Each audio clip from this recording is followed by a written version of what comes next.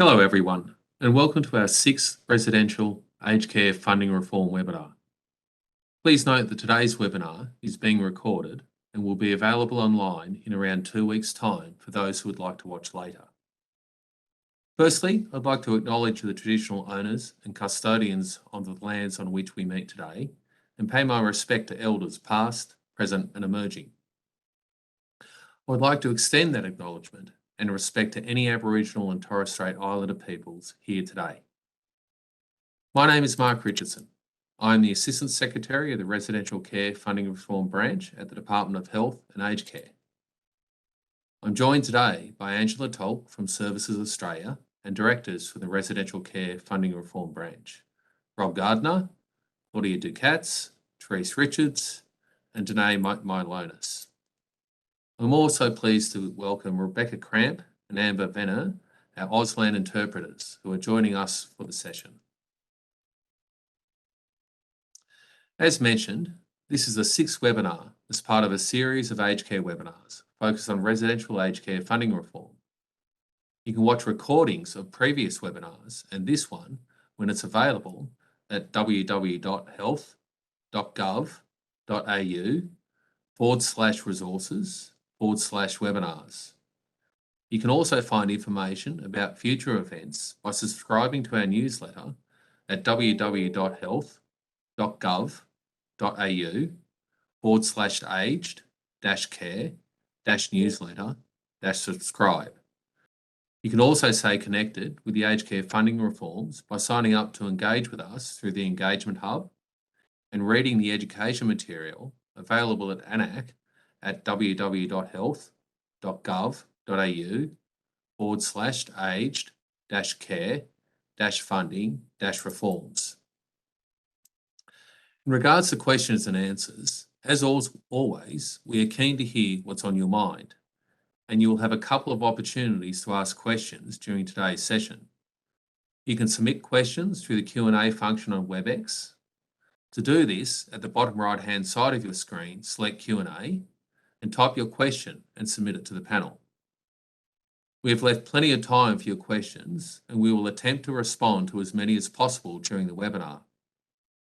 All questions and answers, including ones that we may not get to, will be published on our Residential Aged Care Funding Reform webpage. So today is about providing you with practical information, moving beyond the policy or the why and to the how, so you can transition smoothly and interact with the new AN-ACC ICT system and the reporting requirements associated with care minutes. We will provide you with practical information on some key recent developments, information on transition fund eligibility, definitions for the care minutes, requirements, and take you through some of the key new functions that you'll need to know about, if not already, on the Department of Health and Aged Care's My Aged Care Service and Support Portal and the Services Australia Aged Care Provider Portal. I would also like to take this opportunity to encourage you to take 10 minutes out of your busy day to complete a readiness self-assessment that we've developed to help you assess your understanding and preparedness for the transition to AN-ACC. All providers would have received on Wednesday last week an invitation to complete the online readiness self-assessment. If you haven't received an invitation, you can scan the QR code that you can see on the screen now, which will take you straight to the self-assessment. Once you've completed the self-assessment, you will receive information about available resources and what else you can do to prepare for the new arrangements. The online readiness self-assessment is available until the 2nd of September 2022. I encourage you to complete it to help make sure your transition to the new funding model is a smooth and positive one. Now, before I hand over to Rob and the team, I'd like to take you through an update on progress and what has changed since our last webinar on the 7th of June 2022. A few key points in terms of an update. First, on 1 July, the Quarterly Aged Care Financial Report, or the QFR, was introduced. The first of these reports is due on the 4th of November 2022. This is a hard deadline. It is important that you record and report your data accurately in the QFR, as they will be used for a range of purposes, including to inform funding and regulation in relation to the AN-ACC funding model, and to monitor direct care minutes delivered by aged care facilities. We'll cover this in a bit more detail later on in this webinar. Second, on the 2nd of August, the Australian Government passed the Aged Care and Other Legislative Amendments Royal Commission Response Act 2022, which received royal assent on Friday the 5th of August 2022. It was the first piece of legislation to pass in the new Parliament and implements 9 measures to improve aged care and responds to 17 recommendations of the Royal Commission into aged care quality and safety. The Act now provides the legal framework for the AN-ACC funding model to commence on the 1st of October 2022, as well as the establishment of the Independent Health and Aged Care Pricing Authority on the 12th of August 2022, which takes on the role of providing costing and pricing advice on aged care to the government. A second piece of aged care legislation, the Aged Care Amendment Bill 2022, that provides for a registered nurse to be present 24/7, was introduced on the 27th of July 2022. It has been sent to the Senate Community Affairs Legislation Committee for inquiry and is due to report on the 31st of August 2022, which is tomorrow. Third, the AN-ACC Transition Fund opened on the 10th of August to support the sector to transition to the new funding model. So far, we've received around 60 applications. Fourth, Services Australia has successfully replaced the Spark payment system with the new Aged Care Payment System, or ACPS, on the 20th of August, which you will hear about more today. And finally, 94% of all active residents have now been assigned an AN-ACC classification. We are on track to have initial assessments completed for all facilities well before the AN-ACC go-live date on the 1st of October 2022. I'll now hand over to Rob, who will take you through some of the key AN-ACC changes since the last webinar. Thanks, Rob. Thanks, Mark, and welcome everyone to our seminar today. I'd like to run you through around about 4 different things to take you through some information for the transition to the new arrangements. These are default classifications, some changes to reclassification processes, palliative care entry arrangements, and the base care tariff verification processes. So starting with default classes and rates, understandably, you're interested in knowing what funding you'll receive for residents that don't yet have an AN-ACC class. All residents will receive a default class based on the type of care that they're receiving. The default class will remain in place until the resident is assessed and assigned an actual AN-ACC class. So the default classes that are applied and the funding rates are here on the slide, and these will take effect from the 1st of October. The default rates, payment rates, have been chosen to reflect the cost of caring for residents as far as possible. So for Class 98, that's residents who enter for permanent care to receive palliative care, the default rate is $216.80, which is the highest variable rate available. We expect almost all residents entering for palliative care will transition directly to AN-ACC Class 1. So the default rate has been set equal to the rate for AN-ACC Class 1, which is entry for palliative care. Class 99 is for other residents who enter permanent care, not for palliative care. The rate is $117.07 per day, which is equivalent to AN-ACC Class 8. And this is the average payment rate for all non-palliative residents. And lastly, Class 100 is the default class for residents entering for respite care. This is generally only assigned in circumstances where a person without a respite care approval makes an emergency respite entry. The person will be assigned this default class until a modified Danaye assessment can be performed and an AN-ACC respite class decided. The rate for Class 100 is $87.58 per resident per day. It's equal to Respite Class 102, which, based on the assessments we've done to date, is the most common respite class. When you think about respite classes, it's important to note that the default class will only be visible for new residents who enter care on or after 27th of June 2022, but they'll be applied to every resident who doesn't have an AN-ACC class from 1st of October to ensure that providers receive funding for all residents in care when AN-ACC commences. From the 1st of October 2022, the payment you receive for residents with a default class includes the AN-ACC Care Tariff for your facility, the default rate for the variable or individual class that I've just gone through, and a one-off entry payment for all entries that occur on or after 1st of October. Once we've assessed the resident, their actual AN-ACC class will replace the default class and payment will be adjusted and backdated to 1st of October or the date of entry automatically, and whichever date is the later. If a resident passes away before the AN-ACC assessment is completed, you'll be paid the default rate for the entire period that the resident was in care.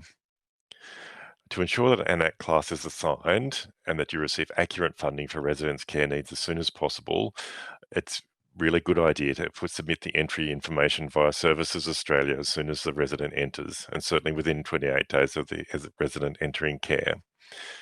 Our assessments, our AN-ACC assessments, are based off a trigger that happens once we put the resident care information into the Services Australia portal. So putting that information in as soon as possible will make sure that you get your AN-ACC assessment as quickly as we can. We have more information available on how the residential aged care funding reform webpage, including how do I calculate my AN-ACC care funding fact sheet, where you'll find plenty of information on payment rates for the default classes. So moving on to the expanded reclassification criteria. In response to feedback from the sector that the previous reclassification criteria were too narrow, we've reviewed the mobility-related reclassification request criterion to expand to other changes that indicate reasonable grounds to request the reclassification. The new criteria, shown under the change in resident care needs category in the red box on the screen, took effect from 23rd of July 2022 and include changes in the resident's cognitive ability, compounding factors, function, mobility, or pressure sore risk. Now, you won't be able to see the new changes in the My Aged Care Service and Support portal at the moment. However, we're building the functionality to have the relevant information displayed from the 1st of October 2022. That doesn't mean that you can't request a reclassification using the new criteria now.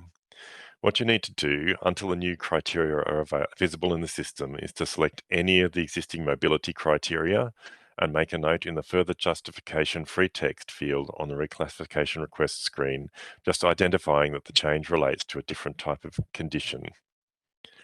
So it's important that the resident only needs to meet one of the criteria shown in this table to be eligible for a reclassification.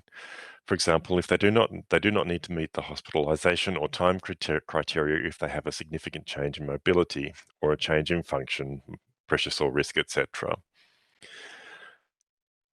When you request a reclassification, a new AN-ACC assessment will be performed by a different assessor, and no fees will apply unless you're otherwise advised at a future date.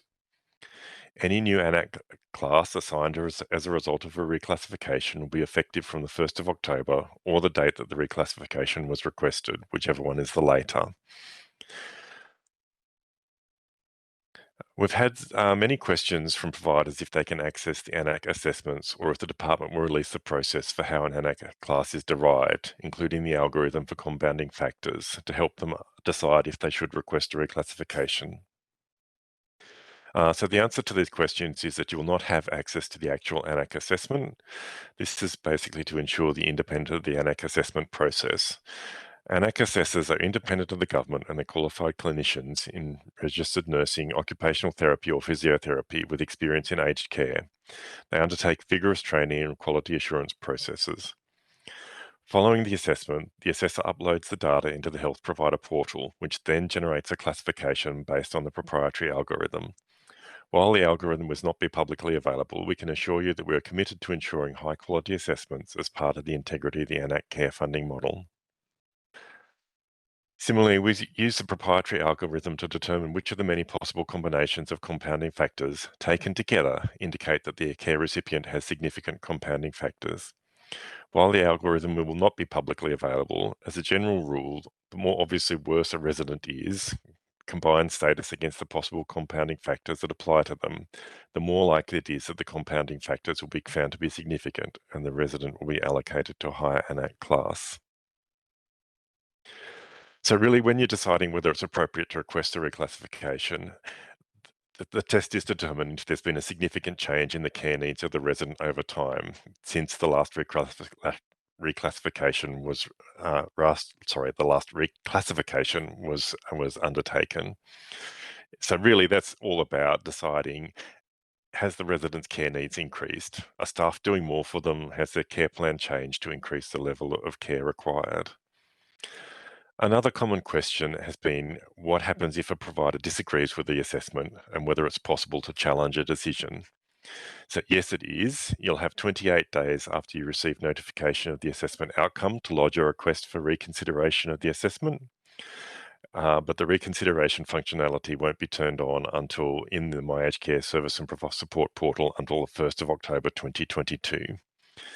In the meantime, what you can do is request a reclassification through the My Aged Care Services and Support portal if you believe the resident needs any of the broadened reclassification criteria.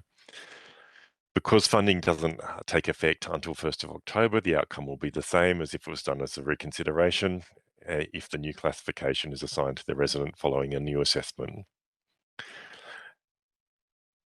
So if we move on now to palliative care entry arrangements, I'll just give you a quick overview of the new arrangements. There's a discrete class for people who are entering residential care just to receive palliative care. The key points to take away in relation to AN-ACC Class 1 is that in order for a person to receive this class, they must be assessed by an independent medical practitioner or nurse confirming that before the entry day, they had an estimated life expectancy of 3 months or less and an Australian Modified Karnofsky Performance Score of 40 or less. That provides evidence of significant frailty.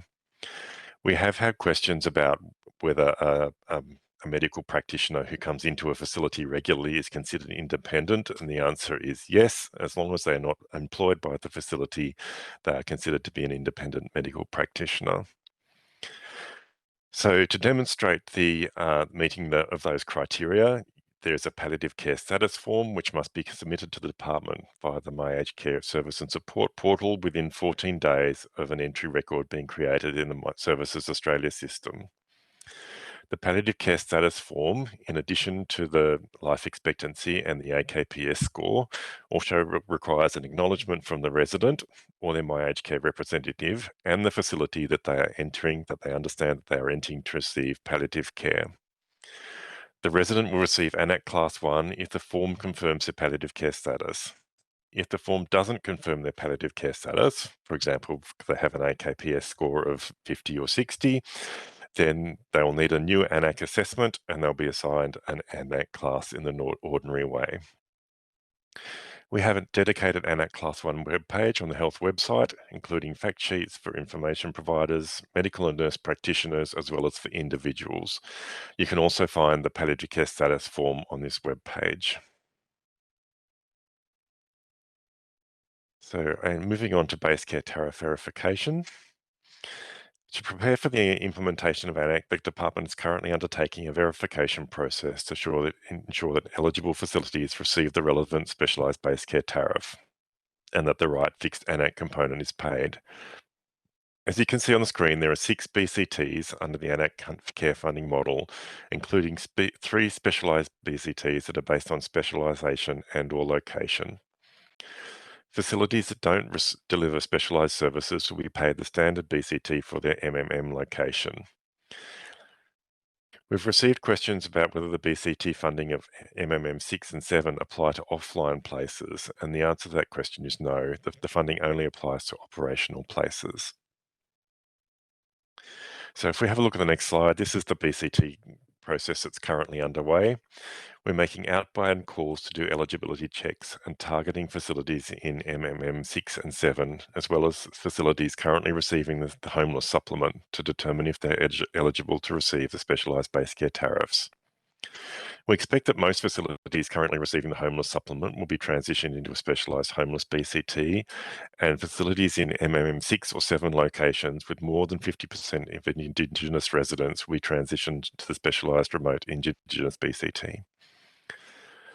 These BCTs will both apply for a period of 6 months. When there's the transitional arrangement to apply for 6 months, when facilities will then be required to submit an application demonstrating that they have specialised programs to deliver culturally appropriate care for Indigenous people or homeless services for specialised homeless people. Once the application is made, the new status will continue for a period of up to 3 years.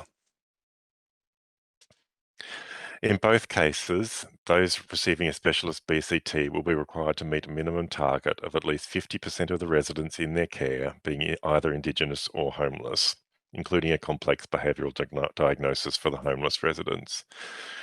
The target will be assessed as an average over the month rather than the current daily approach that's taken with the homeless supplement. And failure to meet the target for 3 consecutive months, which means that you have less than 50% of residents on average for 3 months in a row, may lead to the revocation of the specialised BCT. In the coming weeks, the department will advise all providers of the BCT that will apply for each of their facilities when the AN-ACC takes effect. This process is happening in parallel to the shadow assessment process, which is determining the variable component of the AN-ACC model.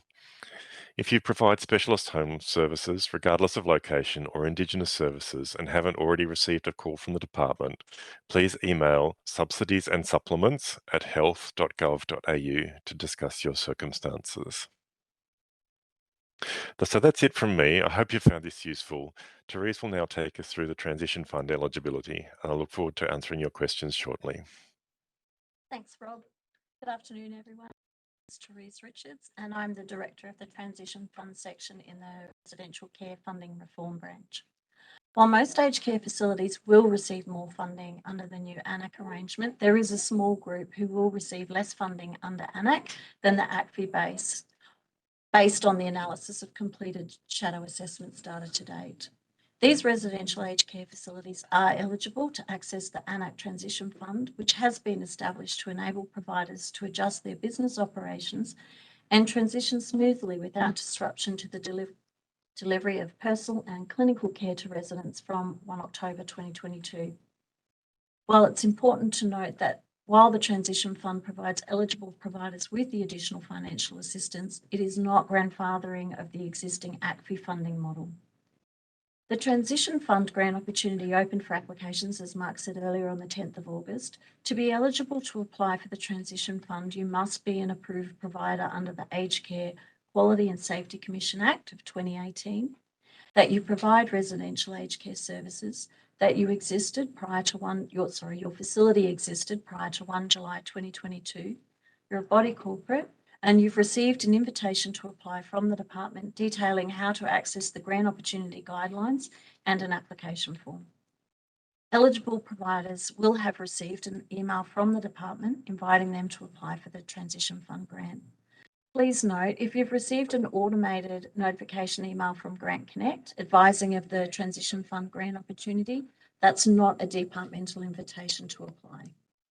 We will continue to monitor provider eligibility for the Transition Fund on a monthly basis and invite eligible providers to apply throughout the grant period.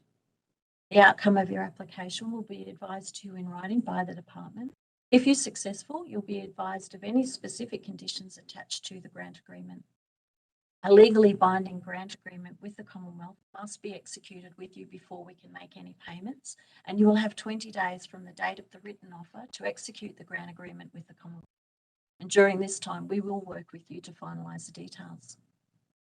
If you're an approved provider for the AN-ACC Transition Fund, payments will be paid monthly in arrears for up to 2 years from 1 October 2022, with the first payment made in December. The AN-ACC Transition Fund payment will be calculated once your AN-ACC claim has been submitted and paid by Services Australia. The amount paid will be the difference between the facility's ACFI base and the AN-ACC claim amount paid, where the AN-ACC amount is less than your ACFI base. This means that the AN-ACC Transition Fund payment amount will vary month to month depending on the actual AN-ACC funding claim. The Transition Fund payment will also be paid separate to your AN-ACC funding into a bank account nominated by you in your application form. You can see in the slide here the contact details if you have any questions about the Transition Fund.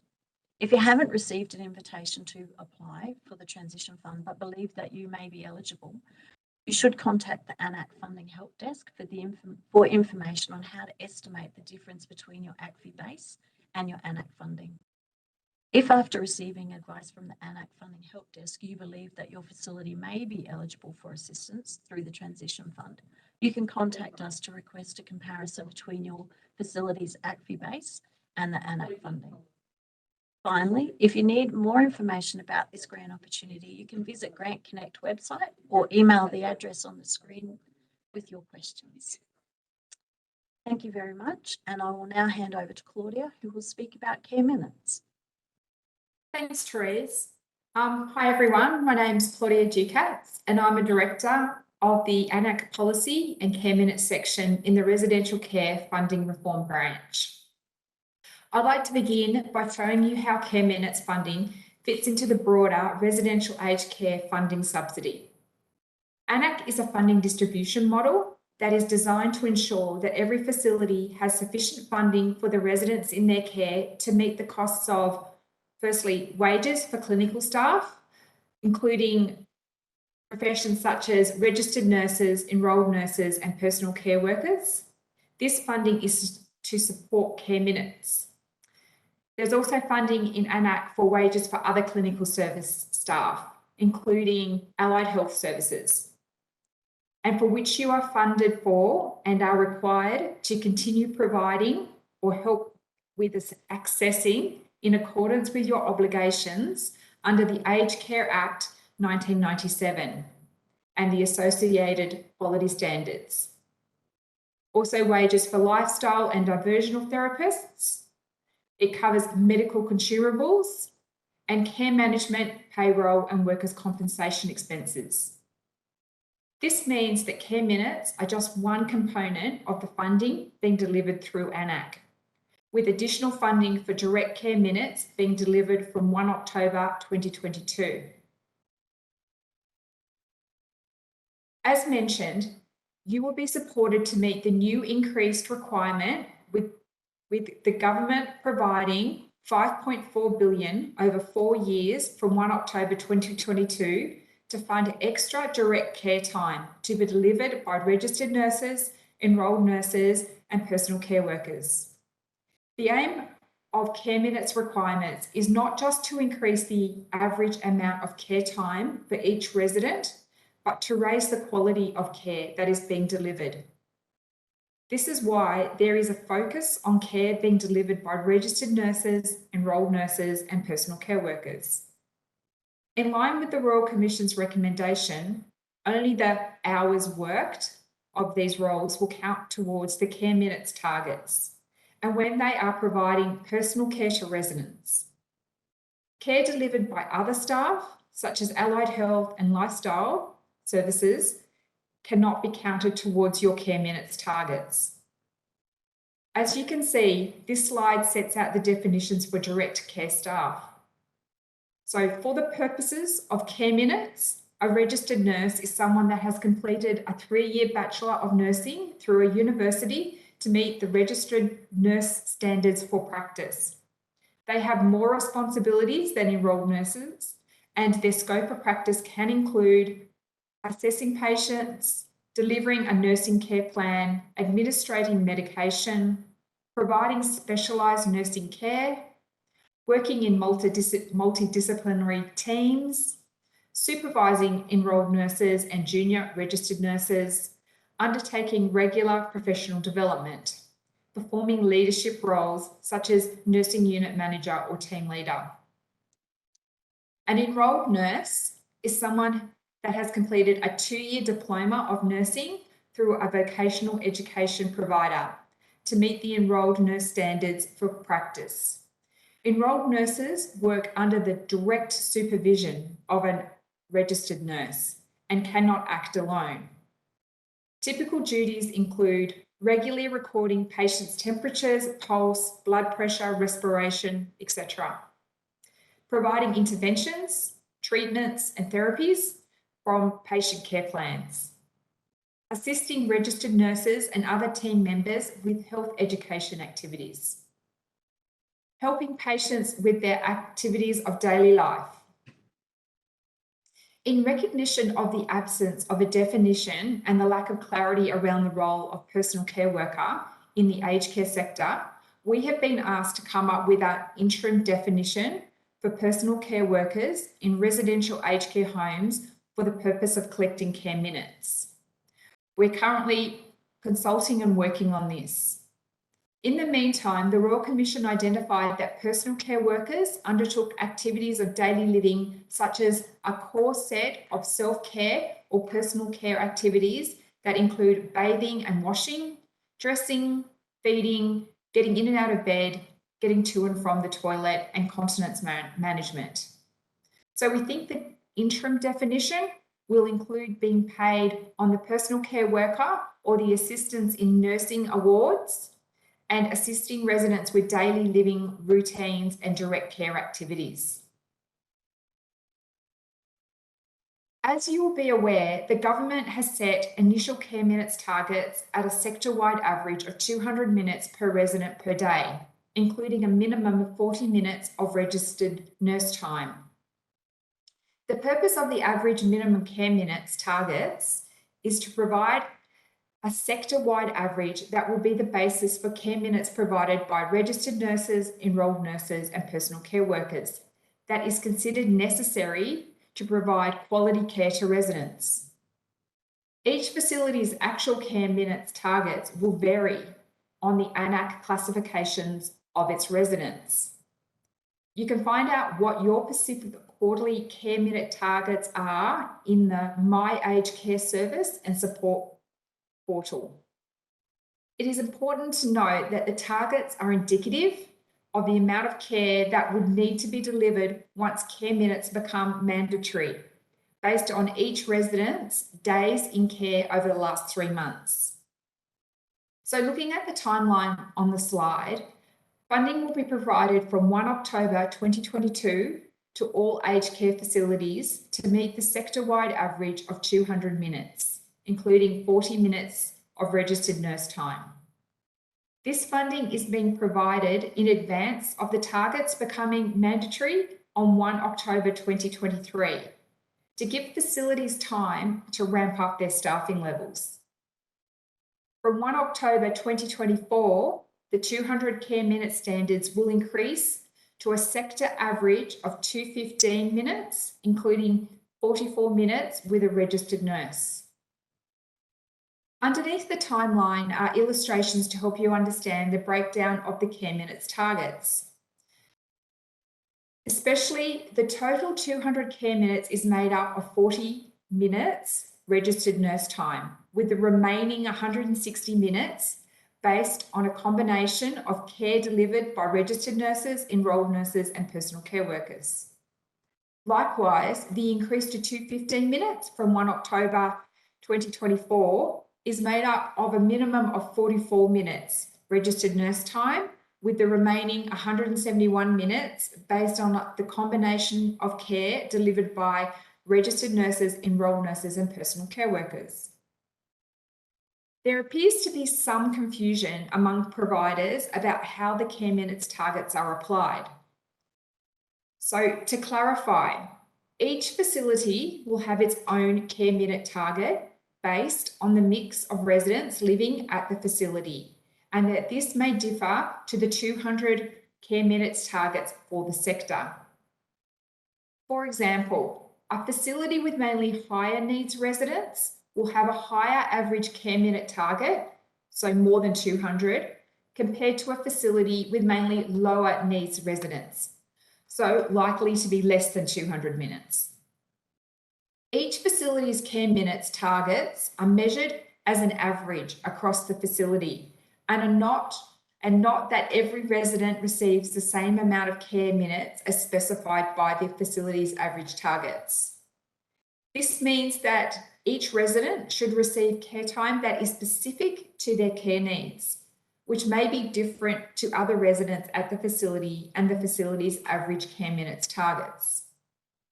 For example, Mary, who has low care needs, may receive 150 minutes compared to 215 minutes for John, a high care needs resident.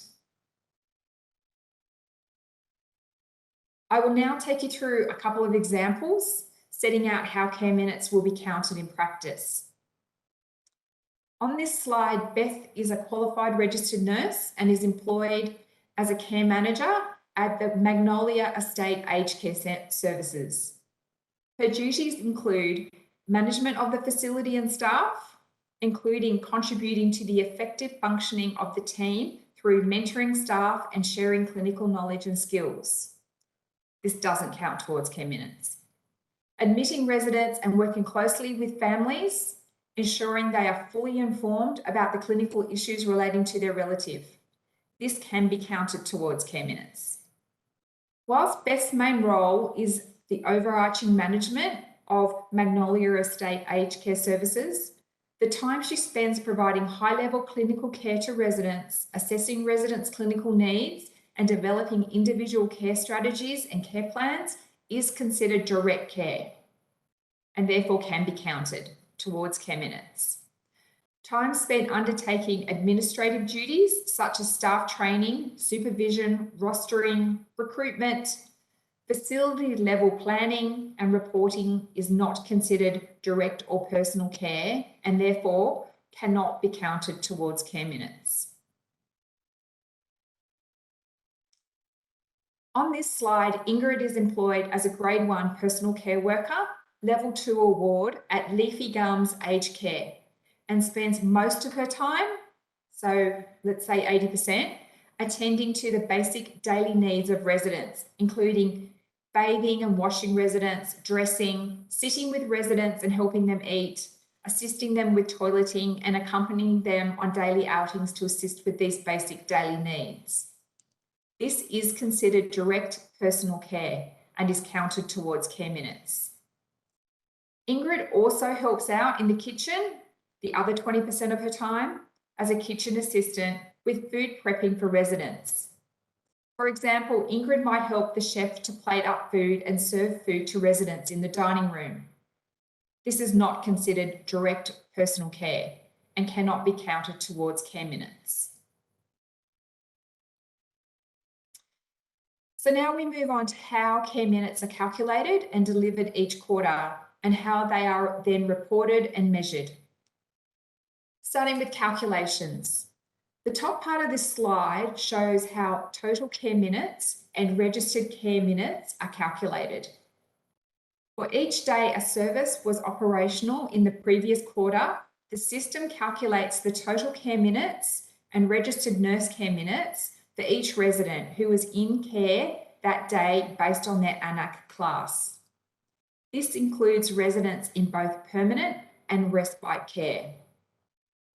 The minutes for each resident are summed to a daily total, multiplied by the number of days in care during the quarter to derive the total care minutes and the registered nursing care minutes requirements for the quarter. The average care minutes targets are then calculated by dividing the total care minutes and the registered nursing care minutes by the total number of days of care that the facility delivered for all residents in the quarter. I should highlight that only residents with classes based on AN-ACC assessment are included in the calculation. That is, residents with a default class that Rob talked about at the time of the calculation are not included. And residents who are on leave are considered to be in care and are included in the calculation. So now delivery of care minutes targets. Now that you know how your care minutes targets are calculated, let's look at how the targets are applied in practice. The average care minutes targets for your facility for each quarter will be based on your resident case mix for the previous quarter.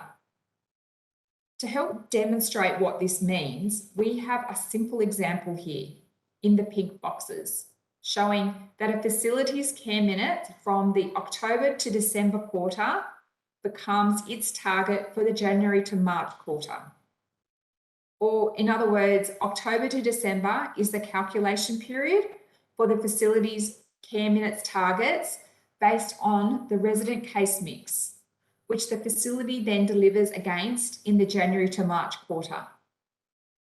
This means that any changes to our facility's resident case mix during the quarter that targets are being developed will not result in a change to the care minutes target for that quarter. Now moving on to reporting. As mentioned earlier, only worked hours of registered nurses, enrolled nurses and personal care staff will count towards the care minutes target when they are providing personal care to residents in line with the Royal Commission's recommendation. Each quarter, you are required to report on direct care labour and costs in the quarterly financial report, or the QFR. This information is used by the department to review your facility's performance against your AN-ACC case mix average targets, which will also feed into the star rating system that will be published in December 2022. We will be looking closely at providers' reporting to ensure only legitimate care time is counted towards the targets. We will also be using the various data available on staff costs and time from the aged care financial report and the quarterly financial report to monitor care minutes reporting and identify discrepancies and questionable patterns that suggest inaccurate information has been reported, or non-care activities are being counted as care minutes for the purpose of meeting the targets. It is your responsibility to ensure that an appropriate record system is in place to accurately capture the worked hours of staff employed in hybrid roles for the quarterly financial report reporting purposes. In addition to reporting your direct care staffing time, you are also required to report on the care time delivered by allied health professionals at the facility level. This will give visibility over the use of allied health services during the transition to AN-ACC and into the future to inform future policy decisions. We will be updating our care minutes fact sheets with more information on what can count towards care minutes. I would also encourage you to read the information and guidance available on care minutes reporting, including the QFR guides, frequently asked questions, register, and the QFR definitions that are available on the Forms Administration homepage. Thank you, and now I'll hand back to Mark. Great. Thanks, Claudia, and also thank you to everyone else. Look, hopefully that was a good update for everyone on AN-ACC and also care minutes. Before we move on to the rest of today's session, which will be about, I guess, those practical interactions that you'll have with the new ICT systems, I'd like to go to your questions. We've got roughly half an hour. If we don't get to all your questions today, we will answer them through a Q&A on our website. We always do that after each of our sessions. So I guess please don't be concerned if we don't get to those questions right now.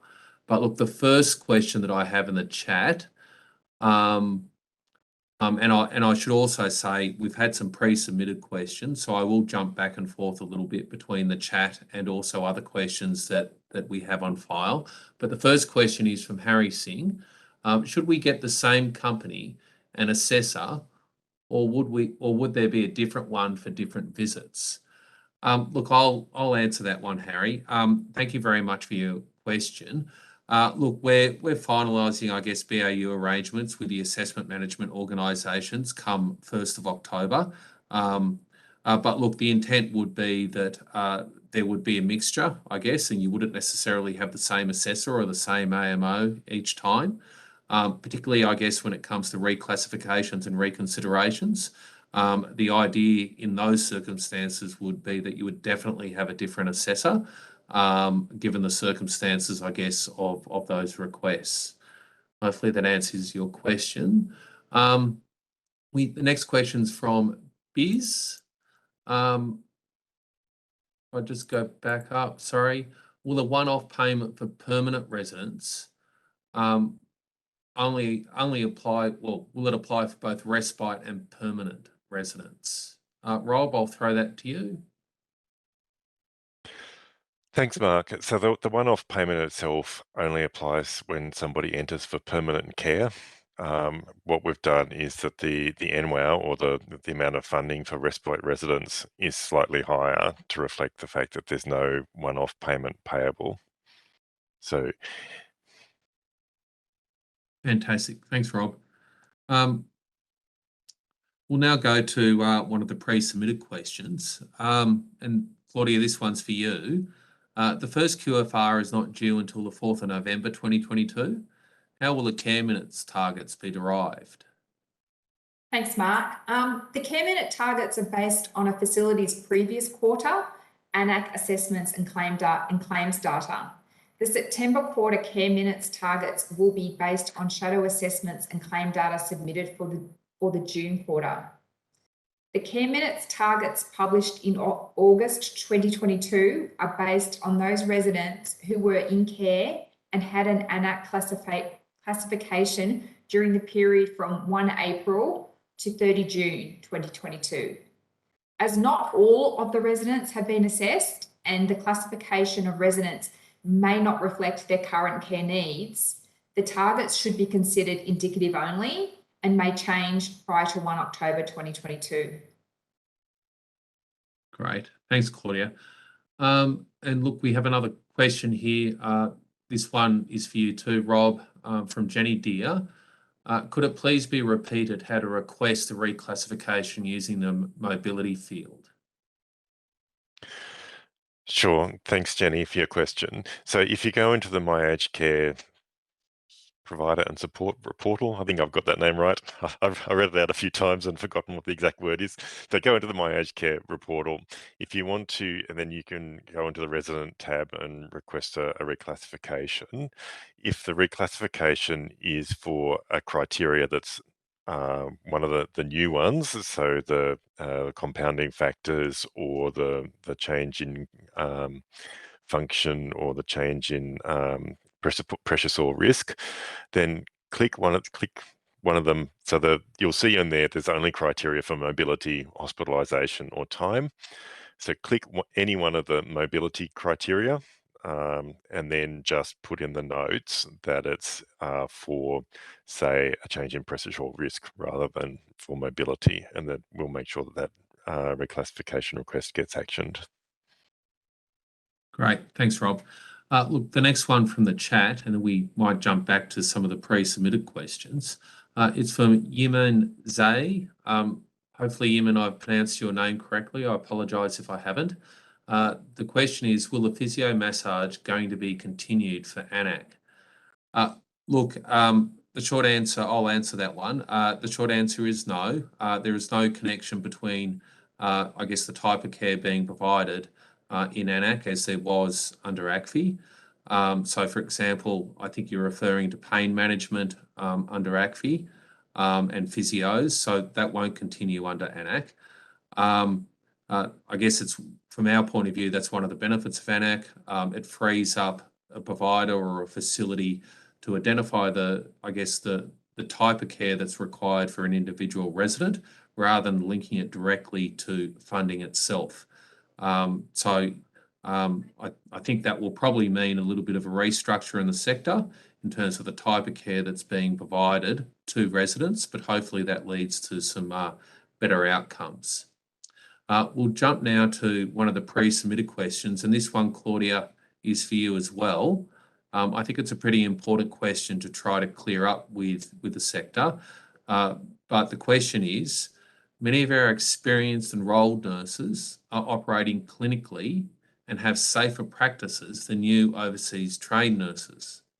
Why can't enrolled nurses working under the scope of registered nurses be included in the 40 minutes of registered nurse allocation in regional areas? Okay, thanks, Mark. This is a really good question, and we have received a range of feedback from the sector about this. In line with the recommendations from the Royal Commission, only care provided by registered nurses can count towards the 40 minutes registered nurse time requirement. The 40 minutes is part of a sector-wide average of 200 minutes of care time. The funding for this requirement will start from 1 October 2022. As discussed in the presentation, RNs, ENs, and have different roles and responsibilities. Registered nurses provide essential staff supervision, mentoring, development, and delegation to ensure the delivery of appropriate, effective, and safe care to meet the care needs of people in residential aged care. A registered nurse brings a significantly higher level of medical capability, clinical decision-making, and clinical safety to managing a resident's clinical health needs. An enrolled nurse must work under the direct or indirect supervision of a registered nurse at all times. An enrolled nurse should only be carrying out practice that they are appropriately trained and competent to do, and which is within their scope of practice and delegated by the registered nurse. This doesn't include working at the level of a registered nurse. Further to this, nursing practice in Australia is regulated by the Nursing and Midwifery Board of Australia, who publishes the standards for practice for each profession. These standards for practice outline work and role responsibilities for registered nurses and enrolled nurses and highlight the difference in the scope of practice for these professions. Recommendation 86 of the Royal Commission into the Aged Care Quality and Safety report outlines situations where it may be appropriate for an exemption from the staff skills mix requirements, but not the overall care minutes targets. The department is currently determining how this might apply and plans to consult with the sector shortly. Great. Thanks, Claudia. Look, the next question I think is for you as well, Rob. It's from Marie. I think effectively the question is around the costs or the charges that may be involved with reclassifications and reconsideration requests, but I'll just read out the question. Is there any cost to providers if the request is found not to be agreed, that a change has happened? So, Mark, the short answer to that question is no. There's currently no cost to providers for either a reclassification or a reconsideration request. If that changes, obviously we will let everybody know with plenty of advance warning. Awesome. Great. Thanks, Rob. I think the next one's probably also for you, Rob. It's from Mike. How will providers know what the likely classification will be prior to admission, as providers will need to consider the impact on care minutes? Thanks, Mark. And I think that's a really good question. Obviously, yeah, we say there's no certainties in the world, and I think it's probably the same with this, but it's probably the same as it would be with ACFI, in the sense that, when you see a new resident or potential resident coming into your facility, or interviewing them before they enter the facility, I think that fairly quickly you would get an idea of the sorts of care needs that the person would have. And just as you cannot do an ACFI for the first 28 days after somebody enters the facility, but you would have a fairly good idea on what the outcome would be, I think that somebody coming into a facility, you wouldn't know their exact AN-ACC, but I think that you would probably have a fairly good idea of the likely sort of class that the person might end up in. And as a result, you would use that in considering whether you have the sufficient resources to be able to look after that person's care needs. Great. Thank you, Rob. That was great. Look, we'll jump back to one of the pre-submitted questions, and this one I'll provide an answer to. But the question is, many private organisations are running their own AN-ACC education. Is there anything developed and or available from the Department of Health and Aged Care to support the sector? So look, we are supporting you as much as we can with education and information material, AN-ACC, and the new care minutes requirements. Having said that, I guess if you think there's other things that we can be doing, more than happy to hear your feedback and ideas in this regard. But we have undertaken a number of education activities and developed communication material about AN-ACC and the new care minute requirements. This includes a suite of fact sheets about AN-ACC and the new care minute requirements, a residential care funding reform call centre to help you calculate your funding and care minute requirements, an online funding and care minute estimator to help you calculate your funding and care minute requirements, a recording from our online roadshow in April, May that steps providers through AN-ACC and the new care minute requirements, a series of online webinars held in September, from September last year, I should say, with more to be held in the future. As I mentioned previously, we publish our questions and answers in response to all the questions we receive from the roadshow and also from our webinars. And we've got a couple of things coming up to add to this. The first of which is the development of online tutorials on the new processes providers will need to undertake in the provider portal. These tutorials will be available from mid-September. We refer to them in-house, I guess, as little videos. But we also have, lastly or secondly, the residential care funding user guide. So this will be a consolidated information pack about all aspects of AN-ACC funding, and it will be available once again towards the end of September.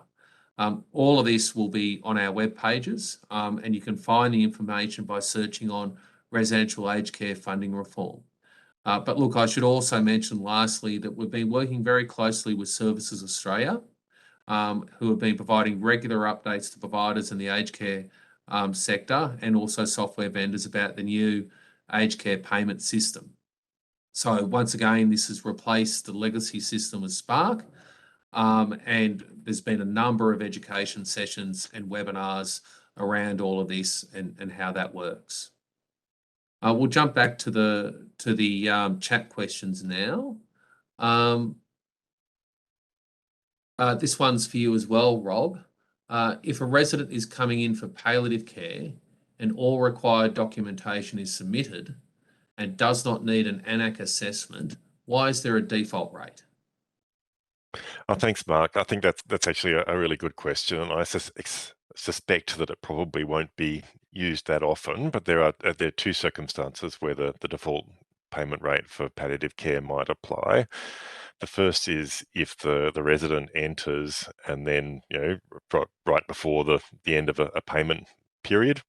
So, basically the process is that the person enters, they receive the default classification, the department assesses the material that's sent to us, and then we transition the person into class 1 if the material is all there as required.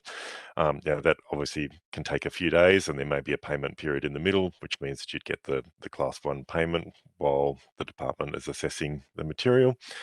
And the second occasion where the class 1 default payment, or class 98, where that might apply is if the person enters for palliative care and then passes away before the materials provided to the department. So in that case, we want to make sure that the facility is paid at the appropriate rate, which was for somebody who was entering for palliative care.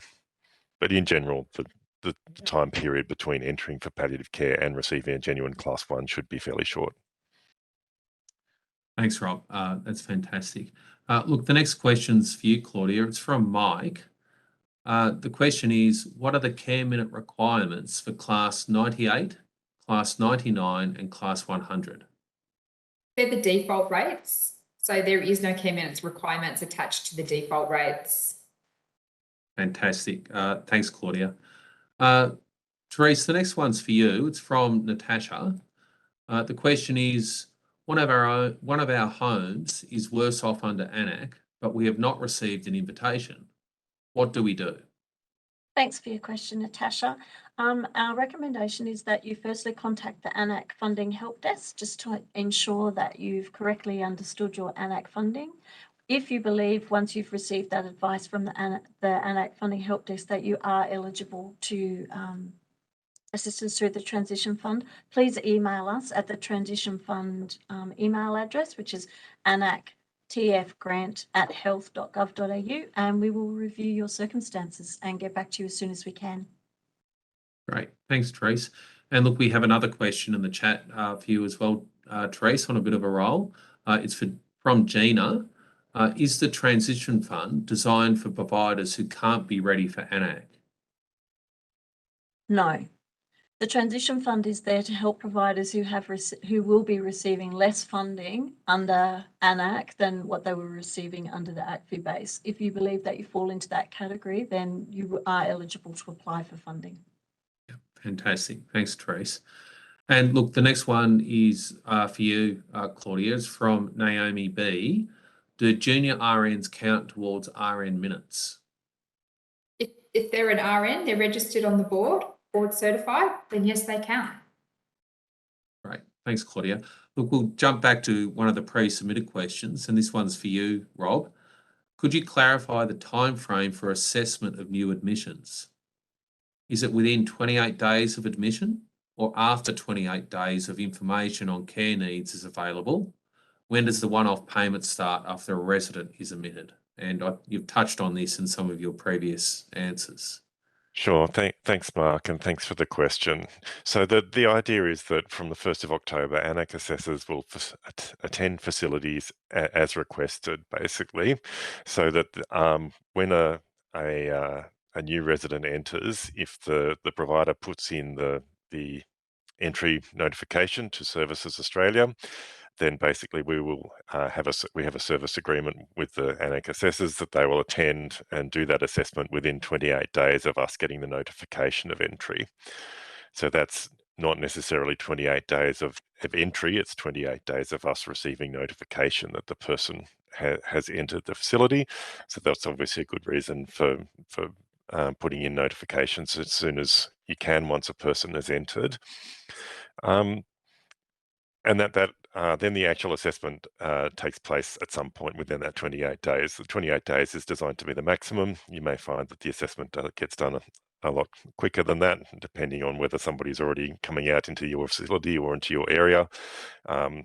We're obviously trying to bunch up assessments so that you don't have somebody coming 5 times one day a week every time, but they'll come in once and do 5 assessments rather than 5 separate visits. In terms of the one-off adjustment, again, that gets paid based on the claim. So you put the entry into the system, and then when you do your next claim with Services Australia, that adjustment will be paid as part of that claim during the normal claiming process, if that makes sense. I think that answered all of the questions. Is that correct? Yeah, no, I think that's Yes. good. Thanks, Rob. Look, we'll jump back to the chat again, and I'll answer this one. It's from Jenny Deere. The question is, please clarify what exactly you determine as the additional funding that is being provided. Is it the NWOW funding component or another part of the funding? As there is not a substantial increase in funding to be received, yet minutes have to be increased considerably. Where is the additional money to pay the additional wages? So I might start with, I guess, that last question first. So the government has made a commitment to pay any decision from the Fair Work Commission in terms of wage rises for the aged care sector. So whatever the outcome is in that space, there will be additional funding. In terms of the additional funding for care minutes that's been provided, Claudia mentioned it was $5.4 billion over 4 years, starting from October this year. So look, what I should also add, and I think it's important that there's a fact sheet that's out there, which I think goes to the point, and it makes it quite clearly that you are funded to provide those care minutes. There's a graph that shows the funding compared to the costs of providing care minutes. The funding levels are based upon a Stewart-Brown analysis, which showed that on average, the sector's spending about 78% of their ACFI funding on registered nurses, enrolled nurses, and personal care workers. So if you're spending 78%, it's higher than, I guess, the costs of care on that graph. And in fact, you only have to spend probably about 75 or 76% of your funding in order to meet the care minutes. Our analysis, having a look at different types of facilities and so forth, has shown that there are some facilities out there that will have a bigger jump to make. In other words, they're not spending at the moment 70 73, 75% of their ACFI funding on care. They're spending well below that. There's a number of facilities that are spending 60, 65%. So there is going to be, I guess, a readjustment required for those facilities. And to be quite frank, that was the intention of the Royal Commission, for more funding to be spent on registered nurses, enrolled nurses and personal care workers, and for care standards to be lifted. I think the other thing to point out is that we have identified a bit of a gap in the funding that's provided under ACFI and the amount of funding that's spent on care. So we think by and large the sector has some capacity on the basis of the information that's being reported back to us to increase the amount of spending on care and deliver the care minutes. That was a bit of a long answer, but hopefully it addresses the question. The next question is, I'll go to you, Claudia. The next question is also on care minutes. Adira, and Adira, I'm not going to even try to pronounce your last name, so I hope you don't mind. But the question is, hi, just wanted to confirm that allied health services remain funded and mandatory under the 1997 Aged Care Act. Hi, thanks for the question. Yes, that's correct. That assumption's correct. So allied health services definitely have funding under AN-ACC, as in one of the first slides I showed you from my part of the presentation. AN-ACC is more than just care minutes. It includes wages to support allied health, lifestyle and diversional therapists, as well as your medical consumables and your care management staff as well. Great. Thanks, Claudia. And the next one's for you as well. It's from Lisa Murray. Just to clarify, residents on hospital social leave are still included in the care minutes. Hi, Lisa. Yes, that's correct, because you'll be still funded for this through AN-ACC. So yes, the care minutes will still be required because the funding is still being delivered. Fantastic. And the next one's also for you, Claudia. Care minutes is always popular. So from Javed, can the average registered nurse care minutes counted towards RN care can also be again counted in the normal care minutes? I assume no, but better to clarify. No, definitely. No, definitely, that's correct. They can, because the 40 minutes is part of the 200. So, for example, if the 40 minutes definitely counts towards the 200.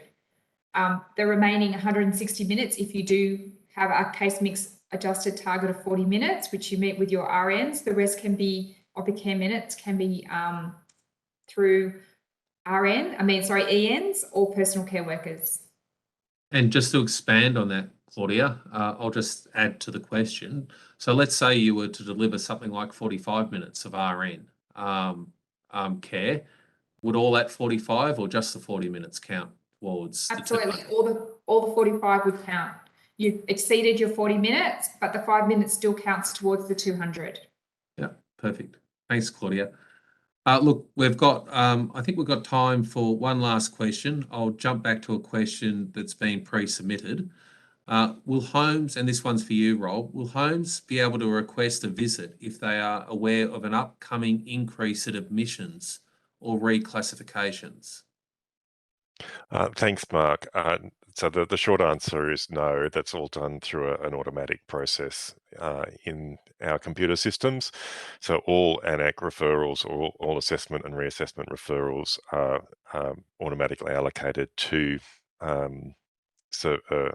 assessment management organisations using the computer based on entries and reclassification requests. Fantastic. Look, thanks, Rob. Look, we're going to have to wrap it up there. We're on a pretty tight schedule today to get through everything. But as I mentioned at the start, any questions that we haven't got to today, we will provide answers to on our website. Please give us a little bit of time to do that. We've got lots of questions that have come through in the chat, so it will take a little bit of time for us to do that. But we will definitely be trying to answer all your questions and post that online. So look, I'd like to now pass over to Danaye, and she'll take you through some of the key functions available on the new Department of Health and Aged Care, My Aged Care Service and Support portal coming up. Thanks, Danaye. Thanks, Mark, and good afternoon, everybody. The second part of today's webinar is very much focused on the systems and the processes that providers will need to follow. So hopefully we'll bring together a lot of the policy discussion that's occurred in the first part of the session as well. So to start, what I wanted to do is provide you all with a very high level end-to-end view. There are a lot of interactions between the Department of Health and Aged Care and Services Australia, who administer the payments for us. So this process flow gives you an indication of the various touch points between the two agencies. I'll focus first of all on access, registration and screening. And to reiterate, that process doesn't change. As it currently occurs now, aged care assessment teams will be responsible for determining eligibility for ACT-based services, so for residential permanent and residential respite. Once that approval is received, that then flows through to Services Australia, so they are aware that a provider will be, or that client is eligible for subsidised services. There is a referral that's issued to providers, and then there'll be the discussions before a client is admitted into care. And the admission process, as you're all aware, is managed by the Services Australia processes. For some of you, you're using the provider portal, others are using the B2G channels. You'll continue to do that. The key change that's occurred recently is there's the ability to indicate whether somebody is entering into care for palliative purposes. So that's something that's Rob has talked about in the earlier part of today's session, and we'll show you what that looks like if you haven't already seen that in your portals. Once that occurs, that entry is received by the Department of Health and Aged Care. So we will receive the entry information, which is why it's very important, as most people have mentioned in the past, very important that you get those entries submitted in a timely manner, because that will enable two things from 1 October. The first thing is we'll be able to assign a default classification. So for those who are palliative on entry, there's the default class 98. For permanent, it's 99, and for respite, 100. That also then, secondary to the default being assigned, triggers an automatic referral for assessment. So that then moves into the second tier that you can see on the screen there in the blue, a referral for an AN-ACC assessment, and that supports the assessment organisations who are contracted to deliver those services. So a referral will be issued out to an assessment management organisation, and it will be based on a business allocation. So there are a number of organisations that are contracted to deliver services for a particular planning region, and that will be assigned to a particular outlet. The outlet team lead will then assign that to an individual assessor.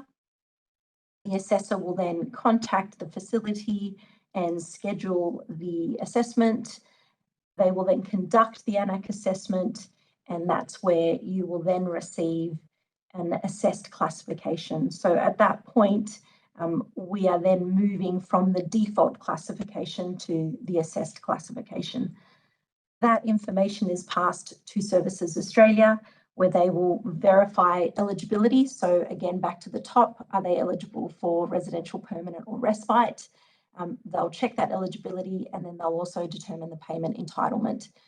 So using that individual classification, as well as the fixed component as well, they will calculate the subsidy that's to be paid to the provider.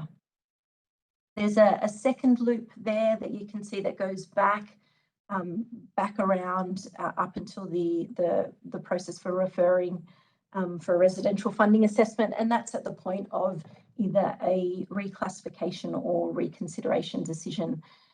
So based on the criteria Rob talked about earlier, if there is a change in the needs and a reclassification is requested, that will generate a referral for assessment, and that will be passed through to an assessment organisation, and they will then schedule in that assessment. Similar process also for reconsideration. What I did want to highlight here, across the bottom, we have stringent quality assurance checks that are followed. And it's a three-layered approach, really. So quality assurance is conducted at the first stage before an assessor goes out there to see and assess an individual for an AN-ACC assessment. They've undergone training by the department and they've received an accreditation. There's also the secondary level of quality assurance where there is internal quality assurance processes that are built into the contracts for assessment management organisations, where they will supervise assessments that are being completed. But then there's also the third tier, which is the departmental QA, and that's a process where the department will identify particular assessments on a regular basis to then conduct a quality assurance. At the same time, this is data that we're reviewing and analysing so that we can ensure that there is that integrity. So that is a very high-level view of the provider journey, and I will now jump into what does it look like from a Department of Health service and support portal point of view. So I'll move to the next slide. And the most important thing is viewing your information. So this functionality has been available since April this year, where we have published or displayed the classification information for residents who've been assessed during the shadow assessment period. This information, or all the information that I will cover in the subsequent slides, is included in the system user guide. There is a detailed system user guide that provides this step-by-step processes for you as well. But essentially from your homepage as an authorised user of the service and support portal, there is a residential care tile. You will select that residential care tile, and as you can see on the screen then, there'll be a default view, which is the care recipient view. So that's three tabs that you'll see there: a care recipient tab, a request tab, and a palliative care tab, and I'll get to those in a second. But the care recipients tab for you is where you will find the classification information for active residents. So this is where you can view all of the results of the AN-ACC assessments that have been conducted. There is the ability to use an advanced search there and filter on particular fields if you wanted to do a count. So you can use, for an example, if you wanted to filter on just a classification and a particular classification type or level, you can do that, and it will give you a count of all residents in your facility with that classification level. From within this view, you've also got the ability where you can see point 3. You can select the hyperlink underneath the client's record, and you're also able to drill down and view the classification information from within the client record as well. But this is your quick sort of snapshot, if you like, of the assessed classification information. The second tab, there is a requests tab. This tab is there to allow providers to get an understanding of any in-flight referral requests that either are with the department or are with the provider. So this might be you've had someone who's recently entered care and you want to get an understanding of whether that particular assessment has been allocated to assessment management organisation. You'll be able to view that information in the request tab. Similarly, if you request a reclassification, you'll be able to view the status of that request in that second tab as well. And then the third tab is for palliative care, and I'll cover that in subsequent slides as well. But that is that's your main tab. So hopefully most people have been accessing this information. As I mentioned, it's been available since April, and you can use this information to support you with doing any of the estimating in terms of your funding levels using the publicly available AN-ACC estimator also. I know there's been a couple of questions that have come into the chat, so I'll address those now. There's been a footnote that I've put up here as well. The care recipient tab currently is displaying just the active residential permanent classifications. Respite classifications will be available from the commencement of the reforms. I'll move to the next slide. We have been receiving questions that have been coming in, and we absolutely monitor the questions as they're coming in via the various help channels. So I've picked out 3, which are the most common types of questions that we're receiving. Can I download the results from the Care Recipients tab? Unfortunately, the short answer is no. There is no current functionality to allow the download, and that's due to privacy and security concerns and the client data protection.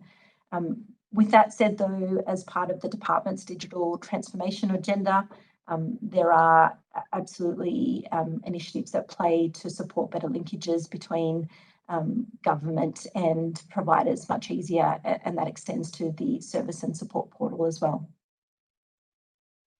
Statuses, I thought I'd cover quickly. Again, given that first tab for you will be a frequently navigated to tab, just wanted to give you an information around what those statuses that you might see mean. An active classification means the assessment has been completed, and that is the current active assessed classification.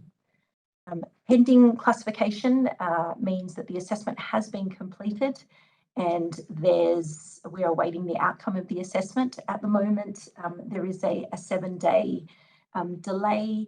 Come 1 October, that will be available instantaneously, so that delay will be removed and you'll be able to move straight through to active classification. Default classification we've talked about previously.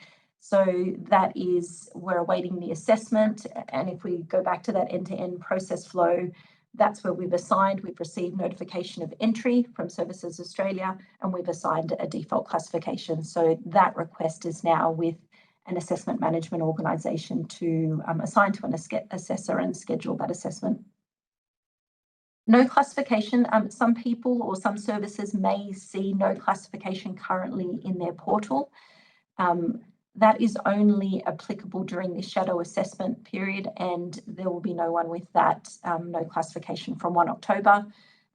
Anyone who entered into care following the 27th of June will have a default classification assigned.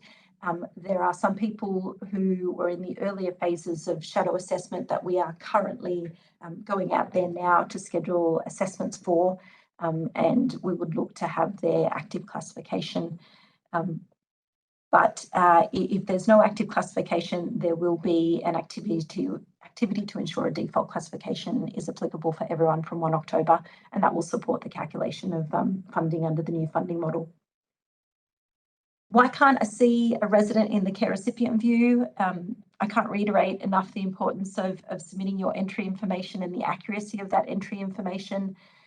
If the entry information has not been submitted to Services Australia, we will not get that notification, and therefore that resident will not be visible in the My Aged Care Service and Support portal.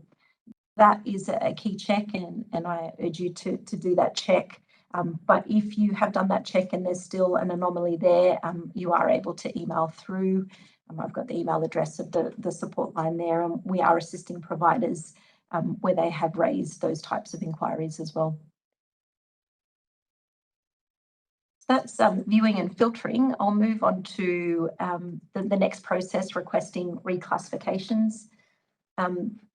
It's important that you note that a reclassification can only be requested for someone with an active classification. So that's why that previous screen around statuses is important as well. You cannot request a reclassification where a default classification has been assigned, so it must be an assessed classification.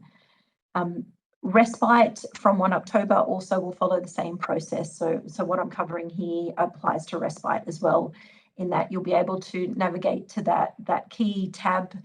So residential care tile, which is on your home tab, then the care recipients tab, which is the default. You would then select, so anything that's underlined in the portal is a hyperlink and allows you to drill down and open up a next layer. Once you open up that client record, as you can see where the point 2 is, there is a request reassessment button. That will then prompt up with the criteria that Rob mentioned previously as well. So after you've selected point 2, request reassessment, that's when the criteria will be displayed. You'll be able to select the criteria and submit that request. looping back to that end-to-end flow, that's when that will then trigger a referral for reassessment that will go to an assessment management organisation, and they will schedule in that reassessment.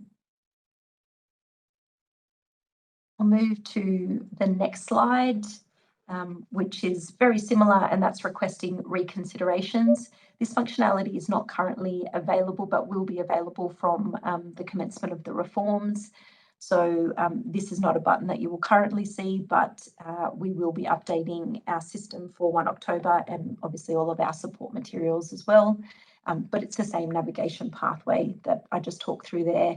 You look at your resident, you open up that record, and then there's the second button there around request reconsideration. And similarly, there'll be the criteria that's available for you to select there to support that scheduling of the reconsideration as well. I've got some questions that have been coming through. To the next slide. Why can't I request a reclassification or reconsideration? The ability to request a reclassification is available now. The reconsideration, as I mentioned, is from October and is based on access permissions. So in order to be able to request a reclassification or reconsideration, you need to have the team lead role. So your outlet administrator or your organisation administrator is able to assign access permissions, but the permission that's required to fulfil those requests is team lead role. The second question there is, I am a team lead, but I still can't request a reclassification. Why is that? That goes to the point that I talked about earlier. It must be an active classification. So the best place to go is to check that second tab, which is the request tab. You'll then be able to see, is there already a request outstanding? So somebody in your organisation has already requested a reclassification. That would prevent you from requesting that again. Or it could be that they have a default classification, which is why you cannot progress with that. The third question I put up there is, can I recall a request that I've made? Yes, the answer is yes, you can. And that's again going to the requests tab, that second tab from that main screen. You will be able to open up that client record and request or recall the reassessment request. That could be because the client has emergency or social leave and therefore not available for that reassessment. The key thing, and again, this information is covered in our system user guides, is when that resident does return, you need to go back in and notify that the client is available for assessment, and that will support the automation of that reassessment request to be issued to the assessment management organisation.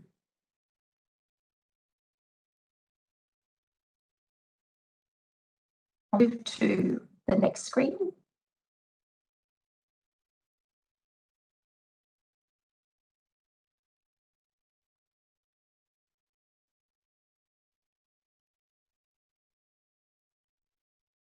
And this is the palliative process that we talked about.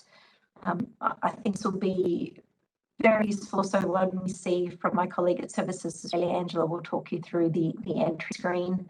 But the key thing is the trigger for this process is the submission of the entry information, which you will do so via the Services Australia systems. Once that trigger has been initiated, there will be a notification that is issued to providers in the service and support portal. You'll be able to navigate to the palliative care tab. So again, that main tab, residential care, the residential care tile, and now you're looking at the third tab, which is the palliative care tab. That will provide you with a list of clients who have entered for palliative purposes.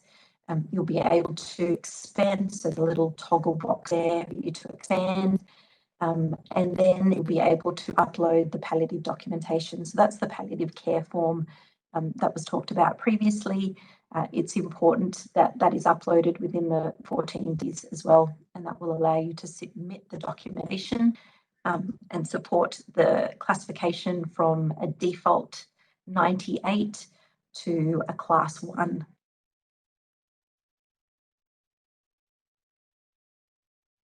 I'll move to the next slide, and I've just put up a couple of questions with regards to the palliative process.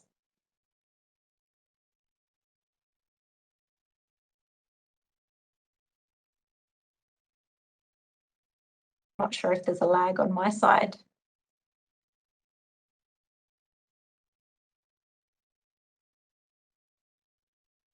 Just switched off my video just to ensure I've got better connectivity, but how do I know the palliative care form has been accepted?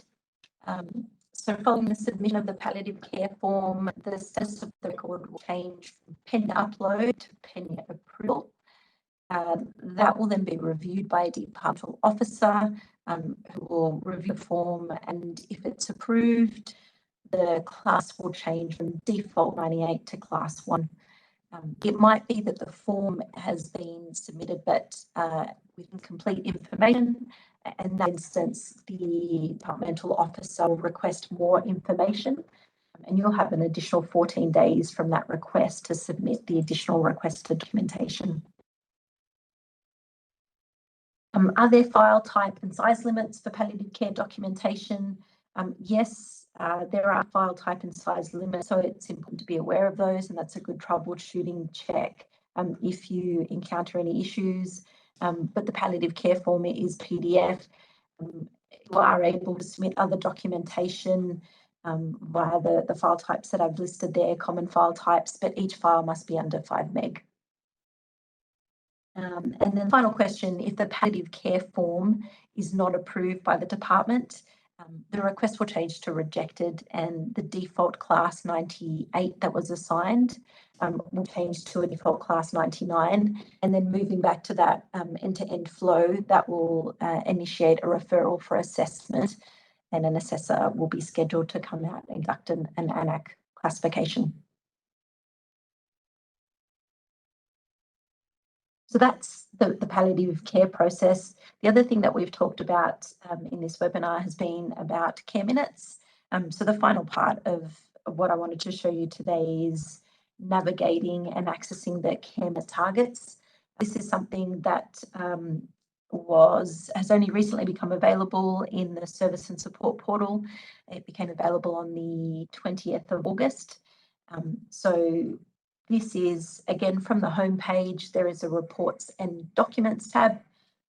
Once you open up that document reports and documents tile, you need to select the care minutes tab, which is the last tab on the screen. And there you'll be able to select your facility. And if you are an organisation or an outlet administrator and you're overseeing a number of facilities, you will see a number of facilities listed in this view. So you would need to select the facility that you want to view, expand that, and you'll be able to view the care minute targets and the registered nurse targets also that have been calculated. There is the ability also to view the care minutes history as well. So there's a subsequent button there that you will see that allows you to view your previous care minutes targets. So when we update them every quarter, you've got the ability to see where that's moved.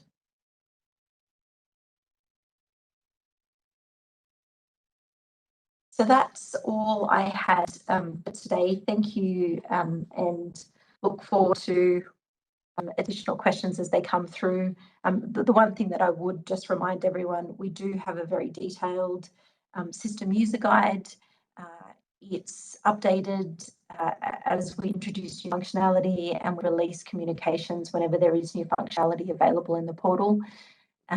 Section 8 is a dedicated section for residential client classifications and the reassessment process, and covers also the navigating for care minute targets as well.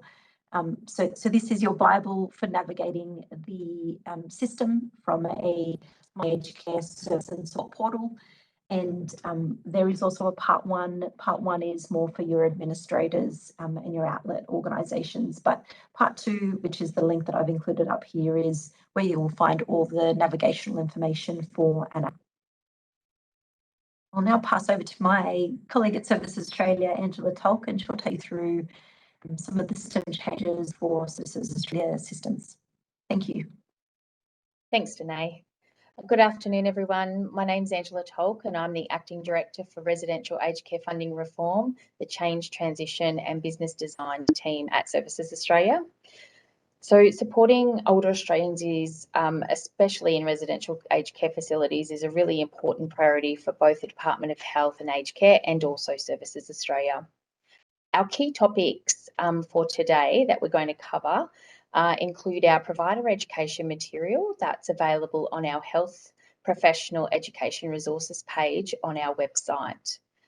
We're going to cover the residential aged care payment statements. We're going to have a look at the palliative care screen on entry and the emergency leave change. So just flick to the next page. So this is showing our health professional education resources. So those of you who haven't already located this page, Services Australia has a number of resources available on this page to support you. It's found on our website and the links are included in this presentation and you can see those on the screen. On the landing page, you're going to select the Aged Care Provider Portal tile and then the Residential Care tile. From here, you'll find our e-learning modules that will support you with registering residential aged care events and how to finalise a residential aged care claim.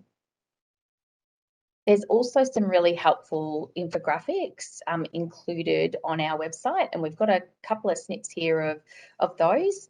We've got submitting an ACFI online, residential care claiming tips. So there's a bunch of tips there on how to make sure that all your entries are successful. We've also got on the next slide, the residential care payment statement. So how to read and reconcile your payment statement.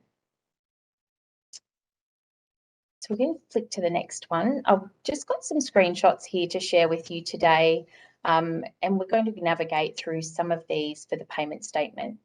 So how to access payment statements, you've got your payment statement tab at the top.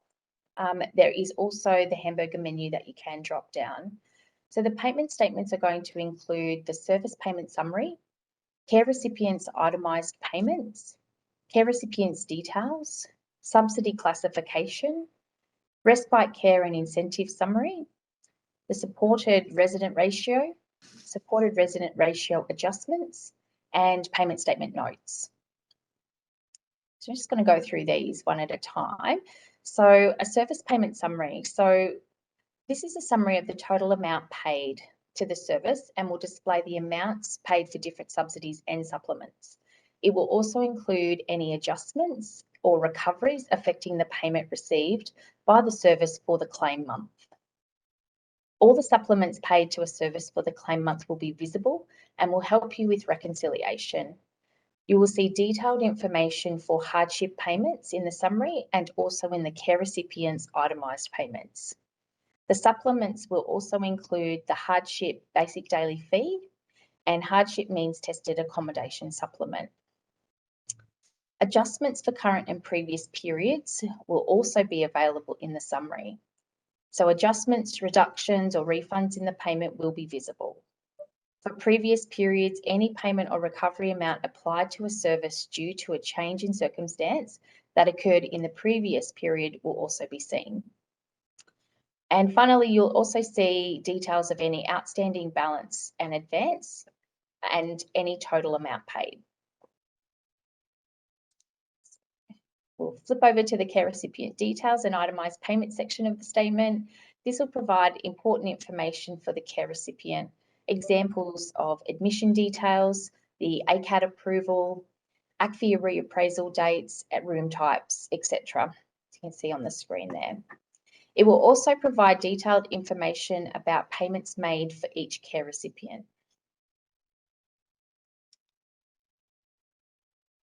Okay. Okay, so the subsidy classification section will also provide details on the subsidy paid for each assessment level, and the service-based subsidies will be based on the number of days that the beds were full.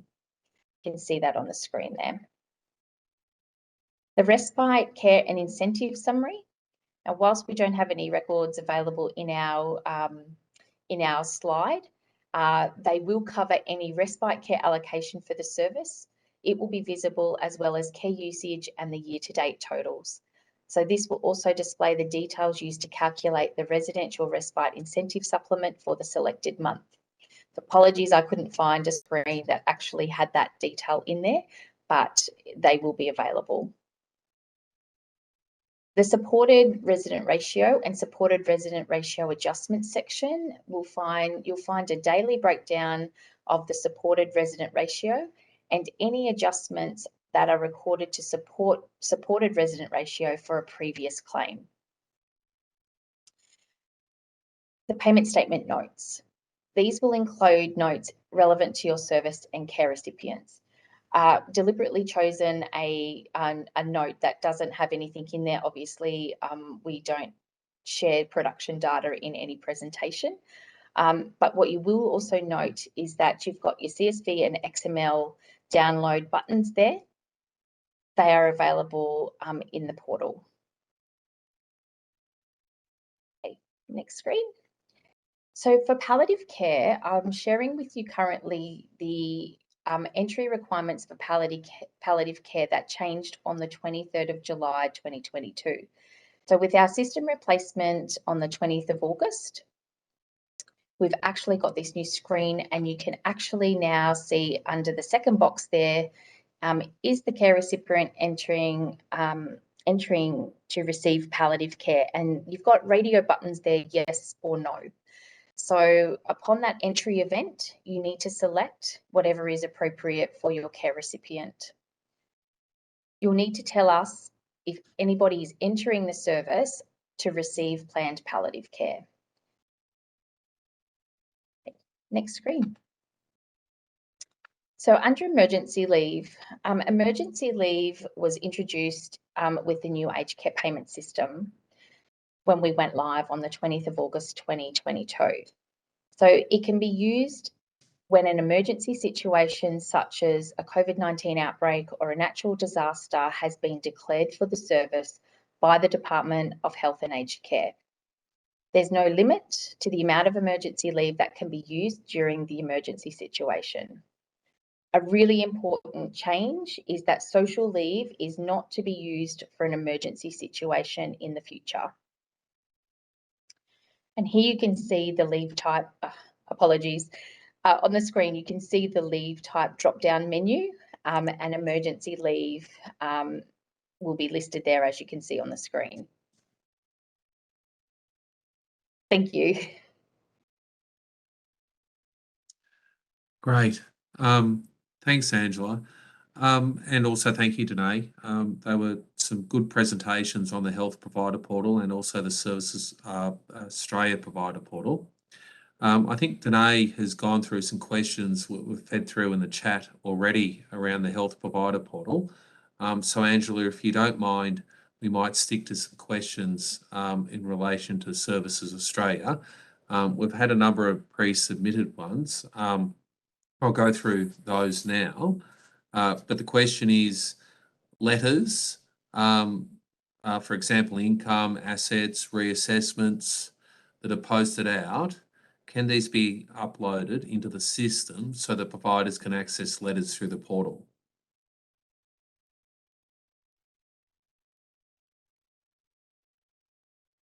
I think you might be on mute, Angela.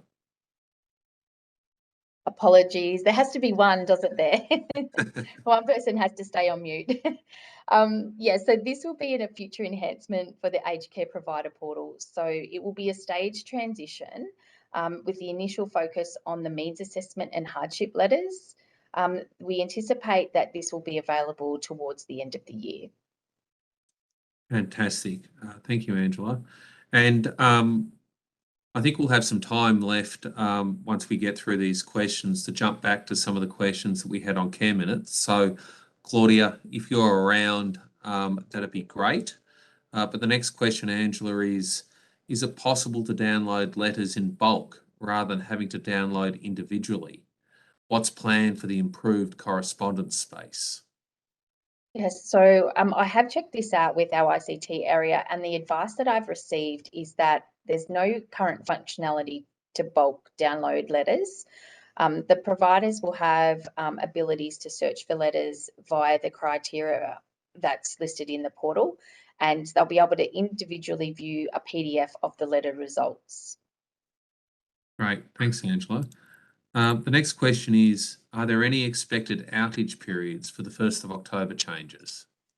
We do not have any current advice on any outage periods. Just noting that this particular change is a minor release compared to the release we had on the 20th of August for the whole new payment system. So we're not expecting any. We will communicate to the sector if that changes. Right, thanks, Angela. The next question is, if someone's being discharged, will ACFI event search also be updated? Yeah, so this is a really important question, and I guess the point around some of the education materials that we have is to ensure all the information is included in the departure events is actually correct before you submit, as the departure will automatically update any related care events. Great, thanks, Angela. And look, the last one before we jump back to care minutes, and I'm assuming you'll understand this question, Angela. Can log into Proda to check new format of payment statement, but print button no longer showing. Only way to download is CSV, XML, but for those without can't print or downloads and data isn't coming across, would like an update on this. Yes, so that question, I think reading between the lines in this, the PDF view for the payment statements isn't available as yet. It will be towards the end of the year. So as you saw on the slides, there's the XML and CSV buttons that you can use to actually download, but there is no printable PDF version at the moment. So we anticipate that will be towards the end of the year, and we've currently got a temporary process where you can use your print page function in your web browser, and that should enable you to print the payment statement. Great. Look, thanks, Angela, and also thank you, Danaye. Look, we might jump back to some of the questions that we didn't get to as part of the first set of presentations. In particular, I think we should go to care minutes. There's been a few clarifying questions and very practical and good questions that have been coming through on that. The first one is from Mike. So Claudia, if care minutes are not included in default rates, what happens when the default rate gets backdated to the date of admission? Will the care minutes be backdated as well? Oh, that is a good question. I'll have to take that one on notice and get back to you on that one. Okay, I'll jump in. The way it works is that your care minutes target is set on the previous quarter. So if you have once you do get an AN-ACC assessment and it comes through in the following quarter, your care minutes target stays the same. So we calculate that at the end of every quarter. So I'm pretty sure that's the answer, but we can clarify that. And then the next one, Claudia, it's from Heidi Dowse. Can you clarify if the residential aged care facility care minutes target is below the 200 minute? Is the target the 200 minutes as a minimum, or is it the published target, e.g. 194 minutes versus 200 minutes? Yep, definitely can answer that one. It is your published care minutes targets. So the 194 represents that you have residents with lower care needs, and therefore you need to meet the care minutes that is your target. The 200 is like an average over the sector, but your target would be the 194. Yeah. Okay, cool. Thanks, Claudia. Now, sorry, Claudia, forgive me for throwing all these questions to you. Next one's from Daniel Pretis.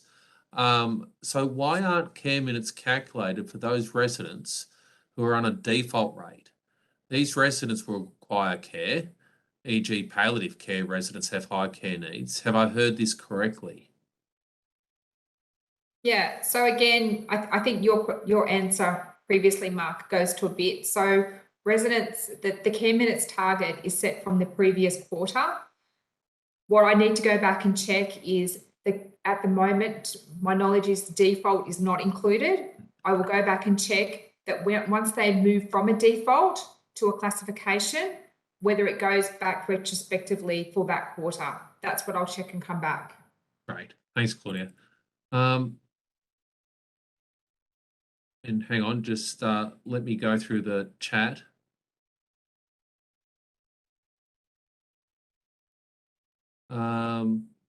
So Claudia and Mark, I can answer that previous question for you. Yeah, if go you for like. it. Go for it. That if the default moves to an assessed classification before we run the care minutes target, then it's counted. So if, for example, you were default, say from the 15th of June to the 30th of June, and then you're still a default when we run the calculation in early July, then they won't be counted. If you get assessed during that period and then the assessment takes place and it puts in the system before we run the calculation, then yes, it's counted as part of the previous quarter, but it's never counted as part of the current quarter. And we don't go back and update, like if we get an assessment in the end of August, or so later in the month after we've run the calculation, we don't go back and redo it. Yeah. And when we apply those care minutes, Rob, it goes back from the date of entry, just like the funding does. Yes. Yep. Yep. Okay, great. I'm glad you jumped back on, Rob. Very good of you as always. Of course, there's another question here, which I think is for you. It's from Kerry. For residents who are current at the 1st of October and haven't been assessed, will the facility be required to request the assessment, or will it happen automatically as they are already admitted on the portal? It should happen automatically.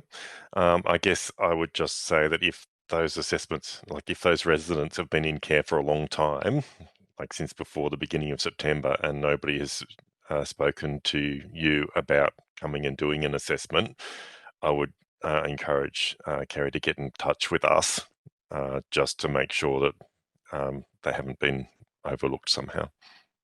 Great. Thanks, Rob. And we've got a couple of questions here from Andrew Clennard.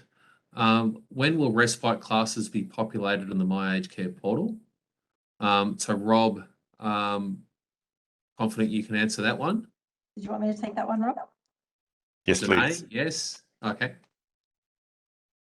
So there will be an exercise to map over in advance of 1 October to map anyone with a respite low or high to the new default classes. So a respite low will be mapped to a default 101 and a respite high will be mapped to a default 102, and that will be available in the portal from the 3rd of October as well. Great. Thanks, Danaye. There are some residents who are being assessed currently. So if the shadow assessment is occurring and there is a respite resident in care, they will have an assessed classification for respite. So they'll have a 101, a 102 or a 103 based on the assessed classification. It won't be a default. Okay, great. And while we've got you, Danaye, I think one more question in your space from Deanna. Will there be a button for reconsideration if a facility disagrees with the classification that is similar to the reassessment button? Yes, Deanna, and I think I covered that in the slides as well. So that button's currently not available, but it will be available from the 3rd of October. So currently the button is available for a team lead, and you will need team lead access to request a reclassification. Reconsideration functionality will come into effect from 3rd of October. Great. Thanks, Danaye. And look, the last question for the day before we wrap up, but it's for you, Claudia, again on care minutes, and from Yemen. If the facility is continuously providing RN massage to residents, will it count for care minutes? Thanks for the question. So the definition of what professions can be included in care minutes is RNs, ENs, and personal care workers. So yes, as long as the RN is providing direct personal care, not administration, training, or having leave, then they can count towards care minutes. Great. Thanks, Claudia. Look, that will wrap it up there in terms of the questions. But look, just to close, we're now on the countdown with only a few weeks to go. I hope you found today's information useful and you're well prepared for the transition to AN-ACC. In terms of some key things to expect and what's coming up, all providers will be advised of their base care tariff for each facility they operate in September. During mid-September to October, we expect to publish a provider preparation checklist to help you get organised, a residential care funding user guide that will provide some practical end-to-end information covering legislation, compliance, and administrative requirements relating to the new funding model, as well as the publication of some online tutorials to step you through the key functions in the health provider portal that Danaye demonstrated today. And look, as a quick reminder, you should continue to submit your ACFI appraisals for residents in care all the way up to the 30th of September before we transition to the new funding model on the 1st of October. And finally, we'll have AN-ACC going live on the 1st of October. So once again, I encourage you to regularly check the Aged Care Funding Reform webpage on the health website.